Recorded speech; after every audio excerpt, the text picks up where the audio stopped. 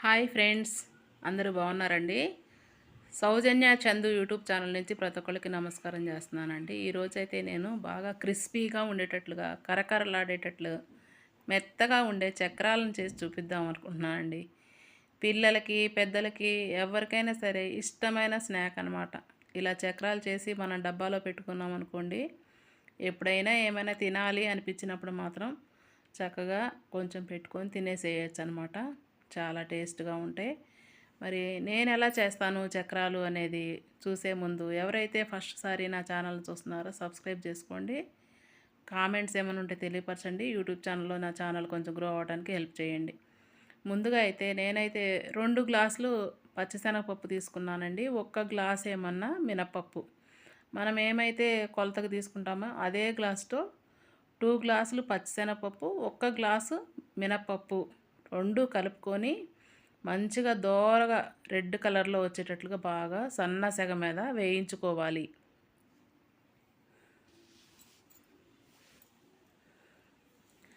ఇలా పచ్చిశనగపప్పులో మినప్పప్పు వేసి చేసుకోవటం వల్ల చక్రాలు చాలా టేస్ట్గా ఉంటాయి, మెత్తగా ఉంటాయి, బాగుంటాయండి తింటూ ఉంటే కూడా. నేను ఎప్పుడు చేసినా కూడా ఇలా మినప్పప్పు కూడా యాడ్ చేసి 2 కలిపి పిండి పట్టిస్తానన్నమాట. కొంతమంది ఏంటంటే శనగపిండి వేసుకొని చేస్తారు. అలా కాకుండా పచ్చిశనగపప్పు, మినప్పప్పు ఇలా వేపుకొని ఇది కూడా సపరేట్గా పిండి పిండి పట్టించుకొని మనం చక్రాలు చేసుకుంటే బాగుంటాయండి టేస్ట్. పచ్చిదనం లేకుండా చక్కగా ఎర్రగా ఏగేటట్టుగా వేయించుకోవాలన్నమాట. నేనైతే పిండి వేయించేసుకొచ్చానండి మరలో. ఇప్పుడు ఈ పిండిలో కొద్దిగా బియ్యం పిండిని యాడ్ చేసుకోవాలి.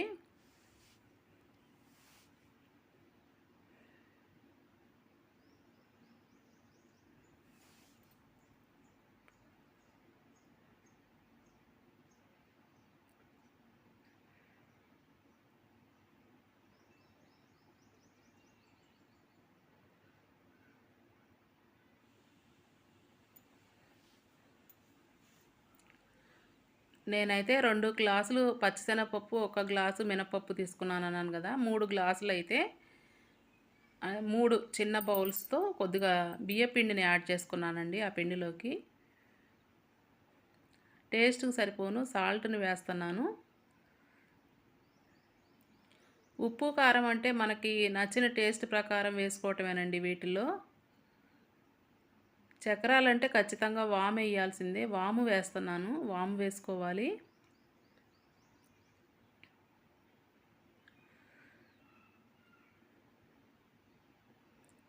కొంతమంది దీంట్లో నువ్వులు కూడా యాడ్ చేసుకుంటారండి.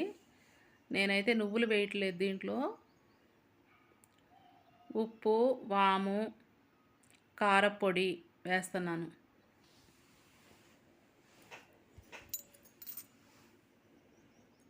కారం కూడా కొంచెం ఎక్కువ వేసుకుంటేనే స్పైసీగా బాగుంటాయండి తింటూ ఉంటే.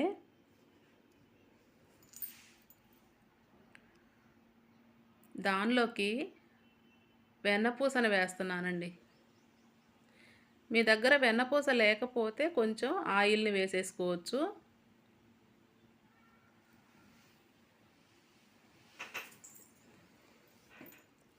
ఈ వెన్నపూస వేసుకోవటం వల్ల గుల్లదనం వస్తుంది, చక్రము మెత్తగా వస్తుందండి, క్రిస్పీగా ఉంటాయి, బాగుంటాయి అన్నమాట. ఇదంతా కూడా కలిసేటట్టుగా కలుపుకోవాలి పిండిని.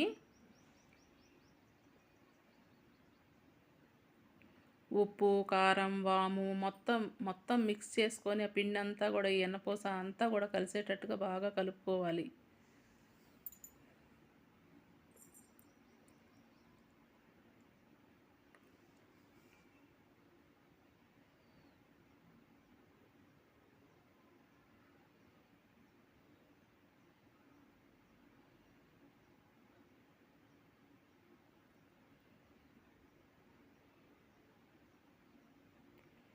ఇలా కలుపుకున్న పిండిలోకి వాటర్ని యాడ్ చేసుకుంటా మనకి చక్రం ఎలాగ ఒత్తుకుంటామో చక్రాల గిద్దల్లో పెట్టి అలాగ ఉండేంతవరకు కూడా పిండిని మంచిగా తడుపుకోవాలండి. అంతా కూడా కలిసేటట్టు కలుపుకోవాలి.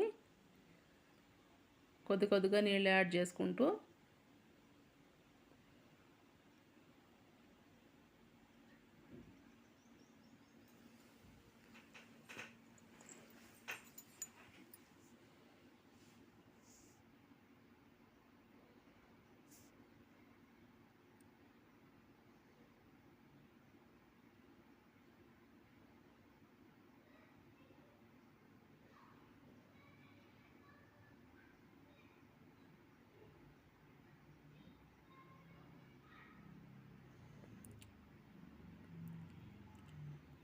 పిండి అంతా ఈ విధంగా కలుపుకున్న తర్వాత నేను కొంచెం ఆయిల్ వేస్తున్నాను. ఆయిల్ వేసి మళ్ళీ ఆయిల్ అంతా కూడా పిండికి కలిసేటట్టుగా కలుపుకోవాలి.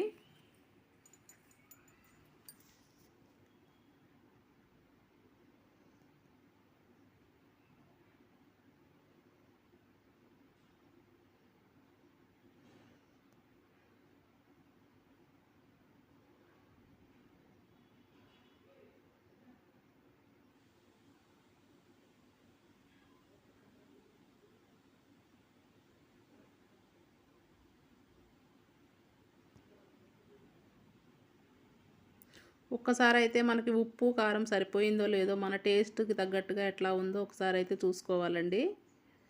అన్నీ వండేసిన తర్వాత మళ్ళీ ఉప్పు చప్పగా ఉంది, కారం తక్కువగా ఉంది అనుకోకుండా ఒకసారి టేస్ట్ చూసుకొని ఇంకా ఆయిల్‌లో చక్రాలు వేసేసుకోవటమే. నేనైతే డీప్ ఫ్రైకి ఆయిల్ పెట్టుకుంటున్నాను.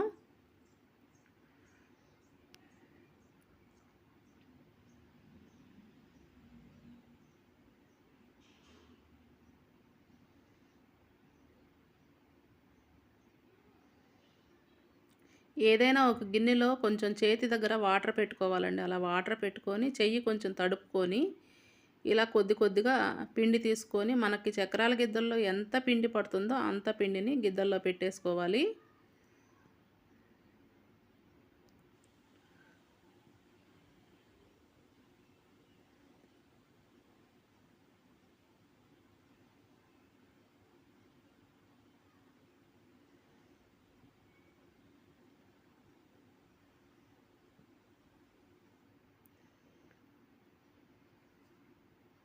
ఆయిల్ అయితే హీట్ అయ్యిందండి. ఒకసారి చూస్తున్నాను మళ్ళీ ఎందుకైనా మంచిది ఒకసారి చూద్దాం. మనం చక్రం వేసినప్పుడు ఆయిల్ కాగలేదనుకోండి మళ్ళీ పచ్చి వాసనగా అనిపిస్తుందనమాట. అందుకని ఒక్కసారి హీట్ చూసుకొని ఇంకా చక్రాలు వేయటానికి నేను మొదలుపెట్టేశాను.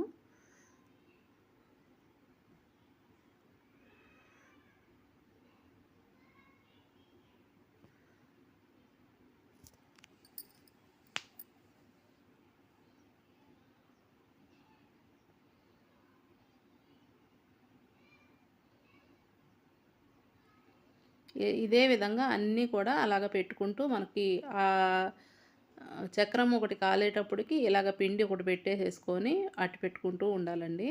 అది కాలిన తర్వాత మళ్ళీ ఇది వేసేసుకోవటమే. వెంటనే అయిపోతూ ఉంటాయి.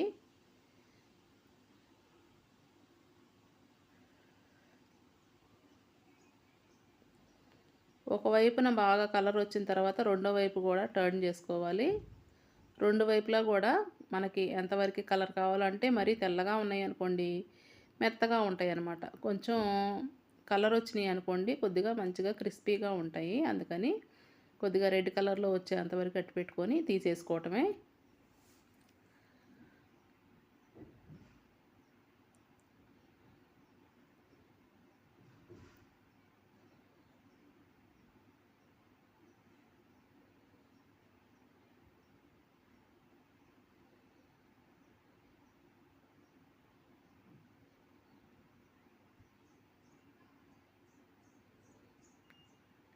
మంచిగా ఏగిపోయినాయండి. కాలిపోయినాయి అవన్నీ గూడా.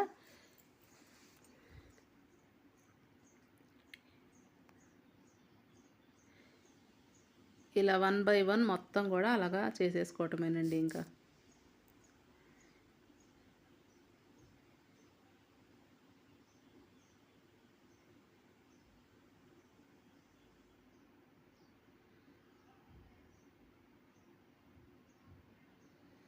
ఏదైనా ఒక ప్లేట్ దగ్గర పెట్టుకున్నామనుకోండి, ఆయిల్ ఉంటుంది కాబట్టి ముందు ఆ ప్లేట్‌లో పెట్టుకుంటే నూనె కారిపోయిన తర్వాత ఇంకో దాంట్లోకి వేసేసుకోవాలి.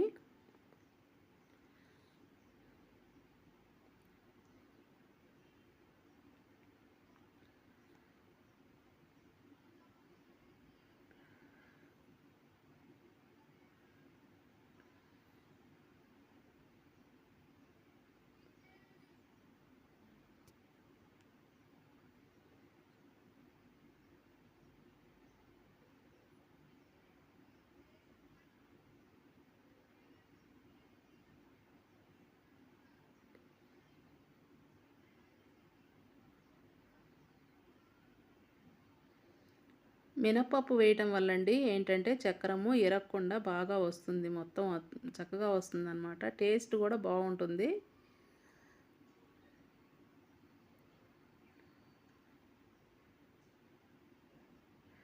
నాకైతే ఈ చక్రాల గిద్దలంటే చాలా ఇష్టం. ఎందుకు అంటే ఇవి ఇత్తడి గిద్దలు గదండీ! చక్రాల గిద్దలు ఇత్తడివి. నాకైతే ఎప్పుడో మా అమ్మమ్మ దగ్గర దగ్గర ఒక 23 ఇయర్స్ అప్పుడు కొనిపించిందండి స్టార్టింగ్‌లో. నాకు చాలా ఇష్టం అనమాట. ఈ అమ్మమ్మ ఇప్పించిన చక్రాల గిద్దలు అనేసి. కానీ చక్రాలు కూడా బాగా వస్తాయండి దాంట్లో చేస్తుంటే. వాటితో చేసినప్పుడల్లా నాకు మా అమ్మమ్మ గుర్తొస్తుంది. అవి ఎలా ఇప్పించింది అంటే, మా ఇంట్లో మా అమ్మమ్మ వాళ్ళ ఇంట్లో రెంట్‌కున్న వాళ్ళకి ఇత్తడి గిద్దలు అలాంటివే ఉండేవన్నమాట ఒక ఆంటీ వాళ్ళ దగ్గర. అవి చూసి నాకు గూడా చూపిచ్చి అప్పటికప్పుడు "ఈ గిద్దలు బావుంటాయి అమ్మా అమ్ములు నీకు ఇప్పిస్తాను" అని చెప్పేసేసి షాప్‌కి తీసుకెళ్ళి ఇప్పించింది. నాకు అందుకే ఇవి ప్రత్యేకంగా అమ్మమ్మ ఇప్పించినయి కాబట్టి ఇష్టం అనమాట. అంటే అది ఎంత వస్తువు ఏంటి అని కాదు. ఎవరిప్పించినా సరే ఆ వస్తువుని చూసినప్పుడు అలా గుర్తొస్తుందనమాట. ఆ బేషన్ కూడా నాకు మా అమ్మమ్మే ఇచ్చిందండి. ఎప్పుడన్నా ఊరెళ్ళినప్పుడు ఏం చేసేదంటే, అంటే డబ్బు రూపంగా ఏమీ ఇచ్చేది కాదు గానీ, ఏమైనా చిన్నయేనా ఇంట్లో పనికొచ్చే వస్తువులు ఏయన్నా ఉన్నాయి అంటే, "నీకేమన్నా అవసరం అవుతుందా? ఇది లేకపోతే తీసుకో అమ్మా" అనేదనమాట. అలాగే నేను ఒకసారి ఊరెళ్ళినప్పుడు ఆ స్టీల్ బేషన్ గూడా తనిచ్చిందనమాట. "నాకిది బేషన్ లేదులే అమ్మమ్మ తీసుకుంటానని" తెచ్చుకున్నా. అందుకని నాకు చెప్పాలనిపించింది చెప్తున్నాను. డబ్బులైతే ఇచ్చేది కాదులెండి ఎప్పుడు గూడా. ఎందుకంటే ఆమె కొంచెం డబ్బులంటే చాలా జాగ్రత్త. అందుకని డబ్బు రూపంగా ఎప్పుడూ ఏమి ఇచ్చేది కాదు. ఏయన్నా చిన్న వస్తువులేయన్నా ఇట్లా ఉంటే, "అమ్ములు ఏమన్నా కావాలా తీసుకో" అనేదనమాట. నాకు నచ్చితే తీసుకునేదాన్ని. నేను ఇంట్లో ఎవరికైనా సరే ఇంట్లో ఆడవాళ్ళకంటే చాలా వస్తువులు ఉంటానే ఉంటాయండి. ప్రతి ఒక్కటి కూడా కొనుక్కుంటానే ఉంటాం గదా! ఇంట్లో లేని వస్తువు అనేది ఏది ఉండదు. మా ఆయనైతే "ఎన్ని సామాను చేరుస్తావు" అంటారనమాట. ఇల్లంతా స్టీల్ సామాన్లు ఏదో ఒకటి కొంటానే ఉంటాం కాబట్టి వస్తానే ఉంటాయి. అందుకని ఏదన్నా ఒక వస్తువు ఎవరన్నా ఇచ్చినప్పుడు ఆ వస్తువు మనం యూజ్ చేస్తున్నప్పుడు గుర్తొస్తా ఉంటది. ఈరోజైతే నాకు చెప్పాలనిపించిందండి అమ్మమ్మ ఇచ్చిందనేసి.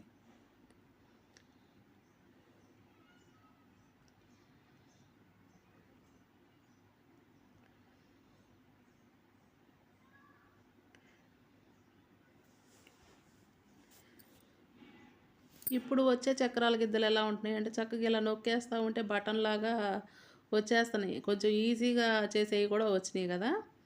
స్ప్రింగ్ టైప్‌లో ఉంటున్నాయి. బానే ఉంటున్నాయి అవి గూడా. ఏదో ఒకటి మాట్లాడుతూ చెప్తూ ఉండాలని నేను ఏదో ఒకటి చెప్తూ ఉంటానండి. మళ్ళా మిగిలిన టైం అంతా ఖాళీగా ఉండకూడదని మాట్లాడుతూ ఉంటాననమాట.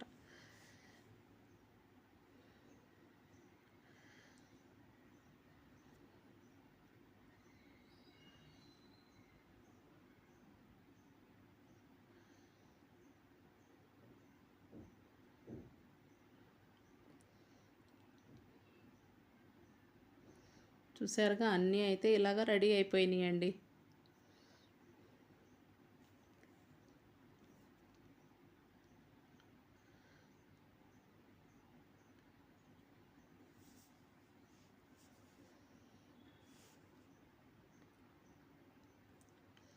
నాకైతే ఎక్కువ స్వీట్ షాపుల నుంచి తీసుకొచ్చి తినే ఫుడ్ అయితే ఎక్కువ ఇష్టం ఉండదు. తెలిసినంత వరకి చేతనైనంత వరకి మన ఇంట్లోనే మన చేతులతో చేసుకొని తింటేనే మంచిది అనుకుని ఆలోచిస్తానండి.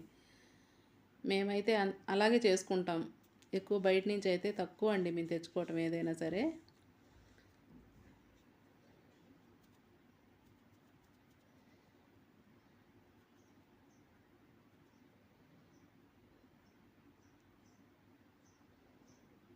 లాస్ట్‌లో మాత్రం కొంచెం పిండి మిగులుతుంది కదా! నాకైతే ఈ పకోడీల్లాగంటే ఇష్టమండి. మెత్త మెత్తగా ఉంటాయి కదా! అందుకని వేసుకున్నాను. లాస్ట్‌లో పిండనమాట. చూసారుగా అన్నీ అయితే క్రిస్పీగా ఒక్కొక్క చక్రం ఎలా వచ్చిందో ఇరగకుండా చాలా బాగా వచ్చినాయండి. మీకు చూపించాలనిపించింది దగ్గరగా. మరి మీకు నచ్చితే మీరు కూడా ఇదే పద్ధతిలో చేసుకోండి మీ ఇళ్లల్లో. అన్నీ నేనే చేసుకుంటున్నాను, మేమే తింటున్నాం అని అయితే అనుకోమాకండి. ఆహ్, నాకైతే ఏదైనా చేస్తున్నప్పుడు వీడియో తీయాలి అందుకని తీసి అప్‌లోడ్ చేస్తా ఉంటాననమాట. నచ్చితే మాత్రం ఒక లైక్ ఇవ్వండి. ఇంకా ఎవరైతే సబ్స్క్రైబ్ చేసుకోలేదో నా ఛానల్‌ని కొంచెం సబ్స్క్రైబ్ చేసుకోండి. ఇంకా ఏవైనా తెలిసిన వంటకాలు ఏవైనా ఉంటే వెరైటీగా ఏదైనా చేస్తే మాత్రం ఖచ్చితంగా నేను షేర్ చేస్తూనే ఉంటానండి మీతో.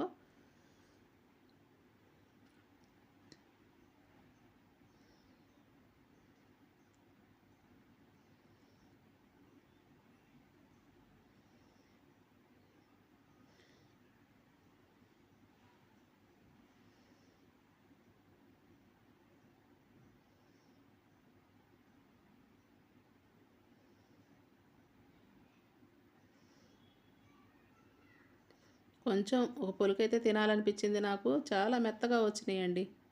తింటూ ఉంటే మాత్రం చాలా మెత్తగా ఉన్నాయన్నమాట. చాలా బాగున్నాయి టేస్ట్ కూడా. ఉప్పు, కారం అన్నీ కూడా కరెక్ట్‌గా సరిపోయినాయి. మెయిన్ ఏంటంటే దీంట్లో వెన్నపూస వేయటం వల్ల అంత మెత్తదనం వచ్చిందనమాట. ఏదైనా గానీ వెన్నపూస ఏసి చేసుకుంటే పిండి వంటల్లో బావుంటాయండి. మీకు చూపిద్దామనిపించింది. ఇదిగో చూడండి. ఇలా అంటుంటే మాత్రం ఇలా ఇరిగిపోతున్నాయన్నమాట మెత్తగా. ఇవేంటంటే టీలో గూడా వేసుకొని తినొచ్చు. పిల్లలకి కొంచెం పాలల్లో వేసి ఇవ్వచ్చు. ఒట్టియి తినొచ్చు. ఇది మనకిష్టం. మన టేస్ట్‌ని బట్టి తినేసేయటమే. సరే అండి మరి ఇంకా బాయ్ అండి.